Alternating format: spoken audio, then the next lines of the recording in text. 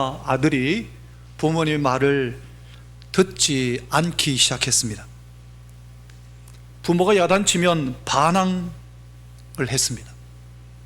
참다가 못해 부모가 심하게 야단치자 급기야 가출을 해버렸습니다. 부모가 수소문 끝에 그 외아들을 찾아서 한 수도사에게 데리고 갔습니다. 이 아이를 죽이든 살리든 사람 좀 만들어 달라고 수도사에게 맡겼습니다. 그런데 수도사에게 맡겨진 지 일주일도 채 안 되어서 이 아이가 수도사에게 예의를 갖추기 시작했습니다. 한 주간 동안 수도사가 한 일은 딱 하나밖에 없었습니다. 아침이면 물을 떠다가 아이의 방으로 가져가서 아이의 얼굴을 씻겨주고, 밤이 되면 발을 씻겨주고, 그 아이 옆에서 친구가 되어 주었습니다. 한 달이 되자 이제는 아이가 물을 떠서 수도사에게 가져가서 씻기기 시작했습니다. 수도사의 사랑이 이 아이를 바꿔 놓았습니다. 그렇다면 이 아이의 부모는 아이를 사랑하지 않았던 걸까요? 아마 부모에게 그렇게 물어봤다면 펄쩍 뛸 겁니다. 하나밖에 없는 아들인데 다른 사람보다 더 사랑하면 사랑했지 왜 안 했겠냐고 반박했을 것입니다. 그런데 그 부모의 사랑은 진짜 사랑이 아닌 겁니다. 이기적인 사랑이었습니다. 이기적인 사랑은 상대방에게 보상을 바라는 사랑입니다. 부모로서 무한 의무를 다하지는 아니하면서 아들로서의 보상 의무를 강요한 것입니다. 성도 여러분, 사랑은 나를 내어주는 겁니다. 어떤 보상을 바라는 것은 진짜 사랑이 아닙니다. 사랑의 역사는 나 자신을 내어줄 때 사랑의 역사는 시작됩니다. 우리는 본래 사랑할 줄 모릅니다. 그래서 예수님은 하나님은 우리에게 그 사랑을 먼저 자신을 내어줌으로 보여주셨습니다. 5장 8절에 이렇게 말씀하셨죠. 우리가 아직 죄인 되었을 때, 우리가 하나님을 알지도 못했을 때, 우리가 태어나기도 전에 그리스도께서 우리를 위하여 죽으심으로 하나님께서 우리에 대한 자기의 사랑을 확증하셨습니다. 하나님은 우리를 만드신 분인데 그냥 다 쓸어버리고, 노아 홍수 때처럼 다 쓸어버리고 죽여버리면 그만일 텐데 우리를 사랑하셔서 친히 우리와 똑같은 모습으로 이 땅에 오셔서 자신을 내어주셨습니다. 이 사랑이 우리를 살린 겁니다. 그 십자가의 사랑이 우리로 하여금 예수를 믿음으로 은혜 가운데 들어가게 한 겁니다. 그런데 여기서 또 한 가지 문제가 있다는 겁니다. 오늘 본문의 15절을 그걸 이야기하는 건데 15절 같이 읽어볼까요? 그런즉 시작. 그런즉 어찌하리요? 우리가 법 아래 있지 아니하고 은혜 아래 있으니 죄를 지으리요? 그럴 수 없느니라. 하나님께서 자꾸 사랑과 은혜를 막 베풀어 주시니까 복에 겨워서 오히려 더 죄를 짓게 되지 않겠느냐라고 지금 질문하는 겁니다. 그렇습니까? 아닙니다. 진짜 하나님의 사랑을 경험하지 못했기 때문에 그런 겁니다. 진짜 하나님의 사랑을 경험한 사람은 하나님 사랑 때문에 죄를 끊어내게 됩니다. 반복해서 짓던 죄를 끊어내고 나 자신을 포기하고 내 뜻을 포기하고 하나님의 말씀대로 살아가기를 시작합니다. 주님의 사랑을 경험한 사람은 아직도 내가 경험하지 못했기 때문에 그 모양 그 꼴로 살아가는 겁니다.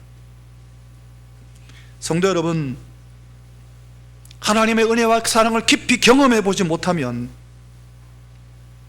이기적인 사랑을 하게 돼 있습니다. 뭔가 내게 필요하니까 사랑하는 겁니다. 부모 자식 간에도 자식과 자식들 간에도 가까운 친족 간에도 뭔가 내게 필요하니까 사랑하는 것 같이 이기적인 사랑입니다. 그것 때문에 서로 찢고 뽑고 싸우고 하는 겁니다. 가족 간에도, 부모 자식 간에도, 자녀들 간에도 그런 겁니다. 참된 사랑은 이런 겁니다. 예수님이 이렇게 말씀하셨습니다. 마태복음 5장 17절에 내가 율법이나 선지자를 폐하러 온 줄로 생각하지 말라. 폐하러 온 게 아니라 완전하게 하려 함이라. 왜요? 예수님은 사랑이시니까. 예수님이 사랑이시니까 첫 번째 계명도 하나님을 사랑하는 거요, 두 번째 계명도 이웃을 사랑하는 이 사랑 안에 모든 율법과 선지자가 다 완성되었느니라. 사랑 안에 그 모든 율법이 다 완성된다고 사랑이신 예수님이 친히 말씀하셨습니다. 오늘 본문에 그래서 16절로 넘어가는데 16절에 보시면 이렇게 말씀합니다. 같이 읽어볼까요? 너희 자신을, 시작, 너희 자신을 종으로 내주어 누구에게 순종하든지 그 순종함을 받는 자의 종이 되는 줄을 너희가 알지 못하느냐.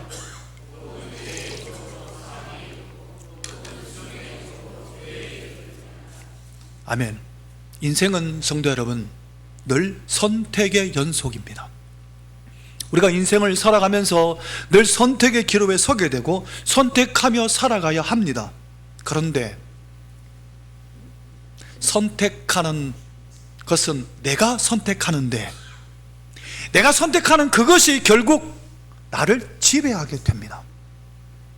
내가 무엇을 선택하게 되는데 그 선택은 내가 했는데 내가 선택된 것에 종이 되어버리는 겁니다. 지금 그 말씀하신 겁니다. 무슨 얘기인가 하면 흔히 남자들이 겪는 유혹과 갈등을 예로 한번 들어보겠습니다. 퇴근 시간이 가까이 되어 친구로부터 술 한잔 하자는 전화가 왔습니다. 어떤 친구는 고스톱을 치자고 전화가 왔습니다.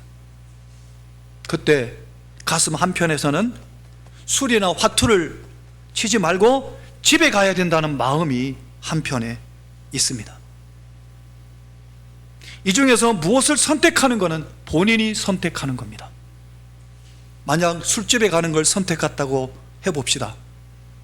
선택은 분명히 자기가 했는데 술집에 들어가는 순간 술집의 분위기에 지배받게 됩니다. 술자리 문화의 노예가 되어버리고 처음에는 내가 술을 마셨는데 나중에 술이 나를 마셔버립니다. 도박판에 가는 것도 마찬가지입니다.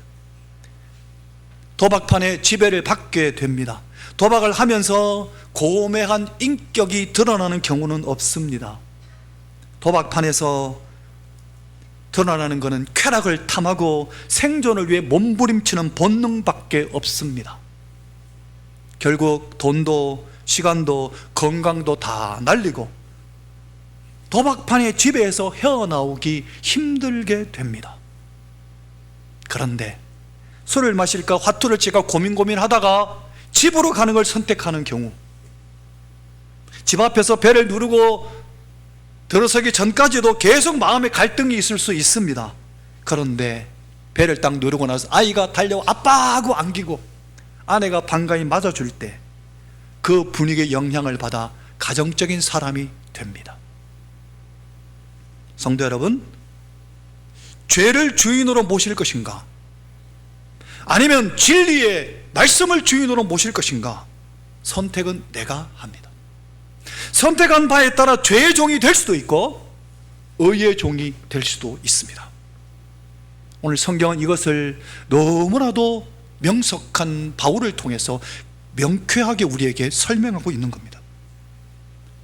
한 사람을 예를 들어보겠습니다. 다윗이 어느 날 저녁에 잠이 안 와서 왕궁의 옥상을 거닐었습니다. 거닐다가 한 목욕하는 여인을 발견합니다. 그때 다윗이 딱 한 번 죄를 선택합니다. 그런데 그 죄를 선택한 이후부터는 계속 죄의 지배를 받게 됩니다. 어디까지 갑니까? 사람을 죽이는 단계까지 가게 됩니다. 선택은 다윗이 했는데 지배는 죄의 지배를 받게 되어버렸습니다. 반대로 만약 그때 다윗이 진리를 선택했다면 어떻게 됐겠습니까? 그 진리가 다윗을 지배합니다. 진리가 우리 삶의 주인이 되고 진리의 열매를 풍성하게 맺게 되는 겁니다. 사랑하는 성도 여러분, 삶의 현장에서 늘 우리는 선택의 기로에 설 텐데 뭘 선택하시겠습니까? 죄를 선택하실런지 진리를 선택하실런지 늘 기로에 설 때마다 정신을 차리고 진리를 선택하여 진리의 종이 되시기를 예수님 이름으로 축원합니다. 그러면서 17절로 넘어가는데 같이 읽어볼까요? 하나님께 감사를 표현합니다. 시작. 하나님께 감사하리로다. 너희가 본래 죄의 종이더니 무엇에 감사하리로다고 지금 표현한 겁니까? 죄의 종이었던 너희를 하나님께 종으로 불러주신 그 은혜가 얼마나 감사한지 감사하리로다 라고 표현합니다. 만약 예수님이 십자가에 죽지 않으셨다면, 만약 예수님이 우리 때문에 이 땅에 오시지 않으셨다면, 예수님이 이 땅에 오셨다 가시지 않으셨더라면, 예수님의 초림이 없었더라면, 만약 예수님이 우리를 위해 일방적으로 내가 죄인 되었을 때, 원수 되었을 때 나를 사랑하지 않으셨다면 우리는 어떻게 될 뻔했겠습니까? 죄 가운데 살다가 쾌락을 즐기고 살는지 모르겠습니다만은 그러다가 망하는 겁니다. 그런데 예수님 우리를 사랑하셔서 우리를 건져주셔서 이 자리에 앉게 하신 은혜를 감사하시기를 바랍니다. 그 감사하는 겁니다. 그러면서 뭐라고 얘기하고 있습니까? 교훈의 본을 마음으로 순종하여 그랬습니다. 교훈의 본이 뭐라고 난 예배 때 말씀드렸습니까? 하나님의 말씀을 마음으로 순종하여, 하나님의 말씀은 마음으로 순종하는 것. 이거는 어떤 생각이나 관념이 아닙니다. 입이나 생각이 아닙니다. 그것을 뛰어넘어서 삶으로 믿는 겁니다. 그렇게 사는 겁니다. 생각이 아니고 입이 아니고 내 삶의 현장에서 말씀을, 죄가 아니라 말씀을 선택하는 겁니다. 삶으로 믿는 겁니다. 내가 마음으로 순종할 때, 내 마음을 들이면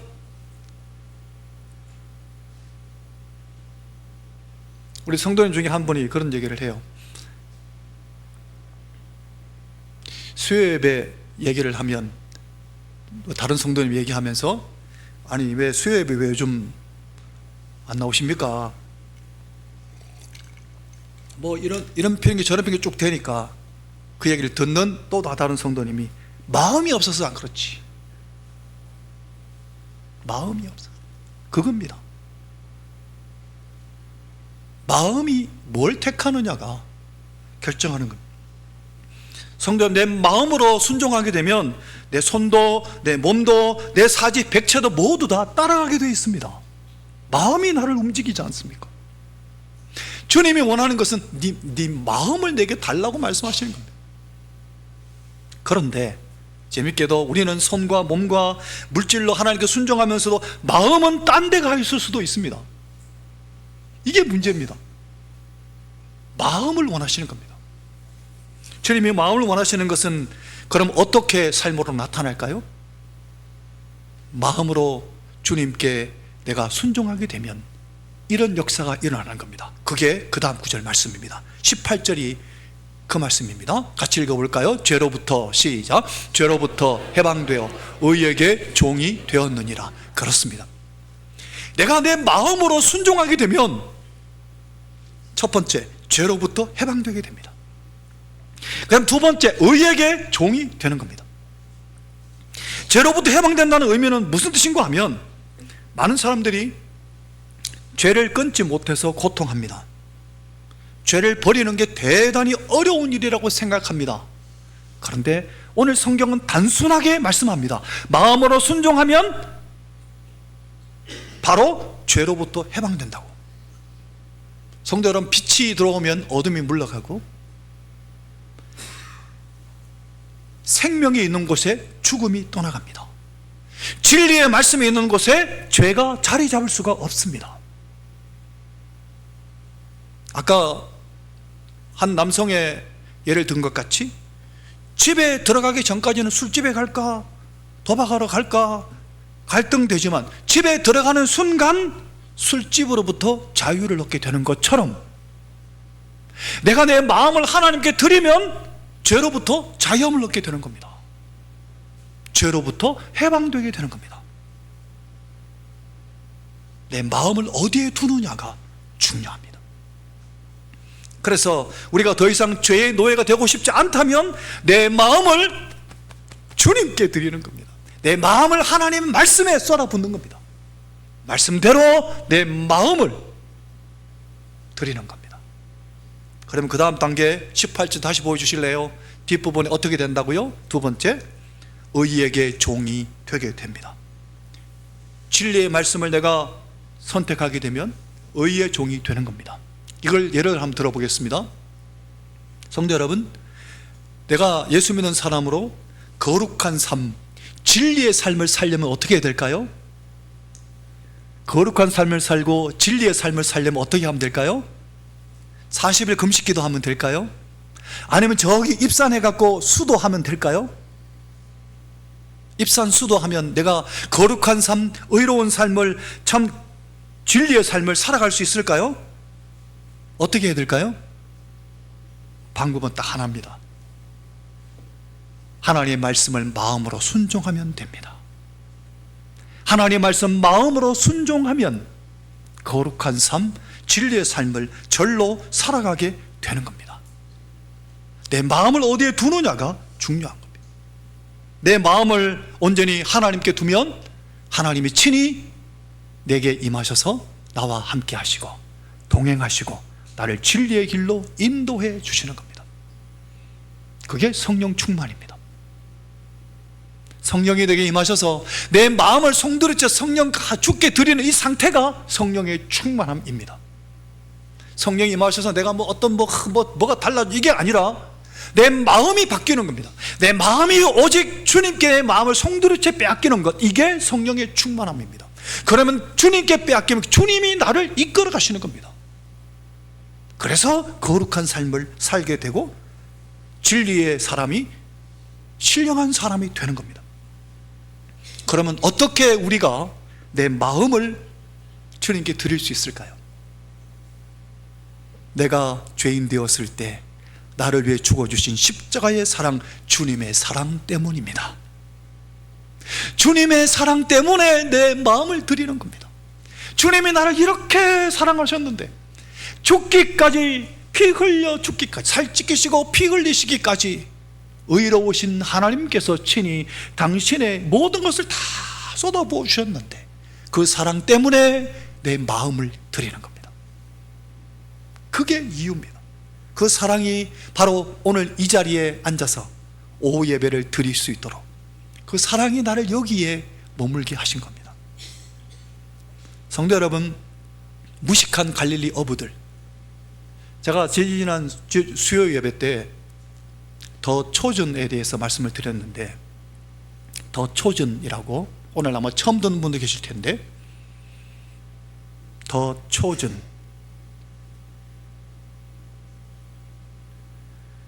칠판이 있으면 제가 영어로 써가 보여주면 좋겠는데, CHO, 더 초, CHOSEN, 더 chosen. chosen이 뭐냐? 선택받은 사람, 그런 뜻입니다. 더 chosen이라고 하는 영화가 아니라 드라마가 나왔는데, 꼭 댁에서 넷플릭스나 또는 폰으로 유튜브를 볼 수 있는 분은 더 초전, 한글로 그냥 치시면 됩니다. 더 초전, 초막이나 궁궐에도 초자에다가 전 뭘로 예를 들어야 되겠노? 더 초전. 이따가 모르시면 제가 적어 드릴게요. 그래서 한글로 치면 바로 뜹니다.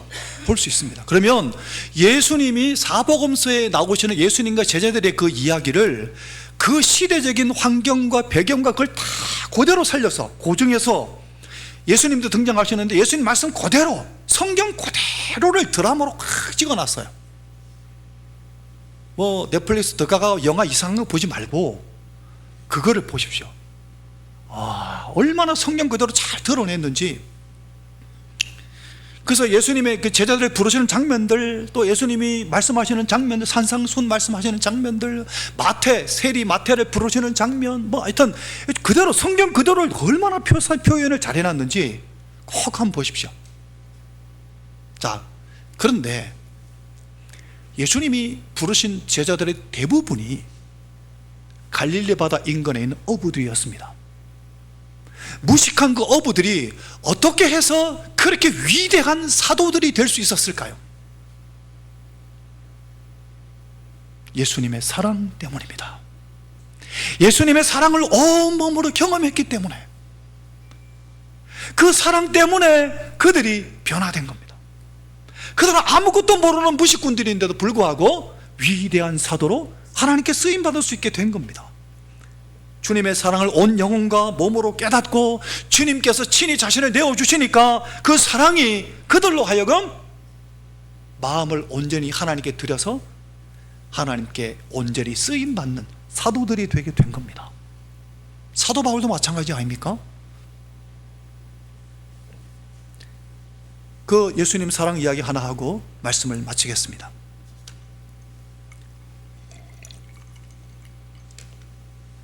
예수님 부활하시고 나서 제자들에게 문을 꼭꼭 걸어 잠그고 있었던 그 안에 벽 뚫고 들어온 적이 한번 있었는데, 그리고 나서 며칠 후에 제자들이 갈릴리 바다로 갔습니다. 예수님이 갈릴리로 내가 가겠다 해서 갈릴리에서 예수님 만나러 간 게 아니고 그냥 먹고 살 게 없으니까 물고기나 잡아가 배 좀 채우려고 7 제자가 갈릴리 바다로 갔습니다. 그 자리에 부활하신 예수님이 찾아오셨습니다. 그 자리에 예수님 찾아오셔서 어떻게 하셨습니까? 너희가 이럴 수 있냐? 야, 3년 반 동안 같이 먹고 자고 해놔놓고 어떻게 나를 배신할 수가 있냐? 라고 호통치셨습니까? 아닙니다. 그들의 시장함을 아시고 예수님이 떡과 물고기를 손수 구우셔서 그들이 물가에 나오기를 기다렸다가 예수님 손수 굽고 만드신 조반을 먹이십니다. 아무도 이렇다 저렇다 말하는 사람 없었습니다. 그때 예수님이 베드로를 향해 이렇게 물으셨습니다. 시몬아, 요나의 아들 시몬아, 네가 나를 사랑하느냐?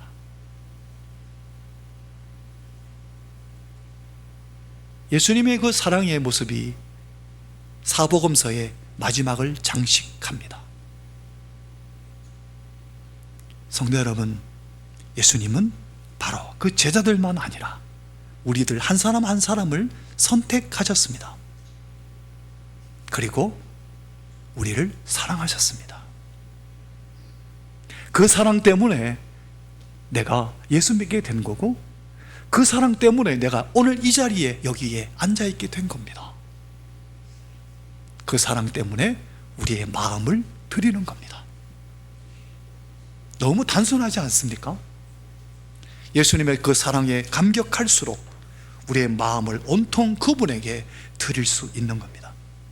주님의 말씀을 내가 마음을 드림으로 순종하는 겁니다. 주님의 말씀에 마음으로 순종하면, 내 생각에는 불가능할 것 같은데 이상하게도 주님이 나와 함께 하시고 주님이 도우셔서 승리하게 하십니다. 주님이 무한한 사랑으로 나와 함께 동행하시고 우리를 의의 종, 하나님의 종이 되게 하십니다. 사랑하는 성도 여러분, 그 사랑에 감격하고 그 사랑 안에 거하시기를, 죄의 종이 아니라 의의 종으로, 하나님의 종으로 살아가시기를 예수님 이름으로 축원합니다. 같이 찬송하고